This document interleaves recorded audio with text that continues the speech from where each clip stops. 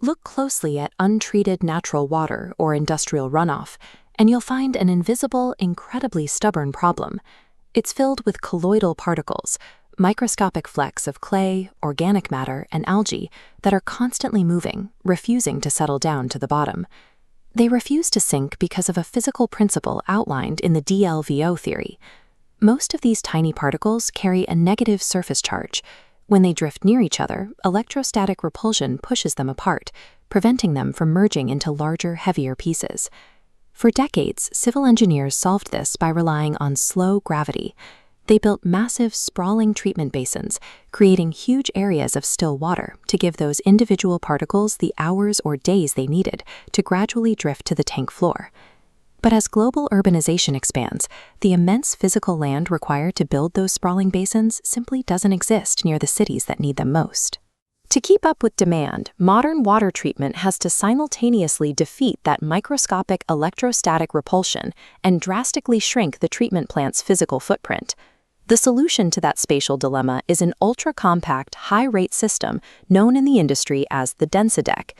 By combining several physical and chemical steps into one vertical unit, it handles massive flow rates in a footprint 10 times smaller than older designs. To achieve this, the system relies on a highly counterintuitive mechanism.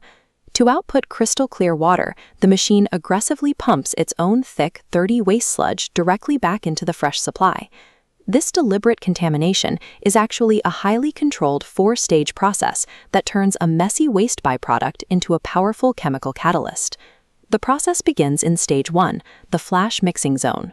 Incoming raw water is blasted with high mechanical energy while a chemical coagulant, like aluminum sulfate, is instantly dispersed into the turbulent flow.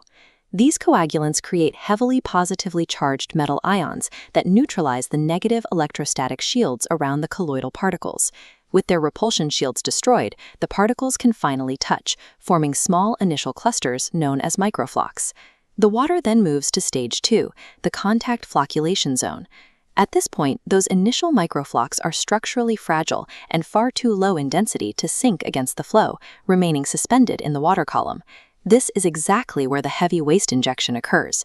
The system pulls thick, settled sludge from its own floor and pumps it right into this newly mixed water. By forcing this recycled sludge into the chamber, the system intentionally creates a massive concentration of heavy, dense particles, engineering the exact physical conditions required to trigger rapid settling. To make sure these materials stick together, engineers use a double polymer injection technique. A chemical polymer is dosed simultaneously into the main flocculation tank and directly into the return line carrying the recycled sludge. This polymer acts as a molecular glue. It actively binds the lightweight, newly formed microflocs to the dense recycled sludge particles, permanently locking them into a single, massive clump. Because the system relies on its own internal waste as a heavy self-ballast, it entirely avoids the need to inject abrasive external materials, like microsand. This protects internal pumps and pipelines from severe mechanical wear and tear. Now fully weighted down, the water enters Stage 3, clarification.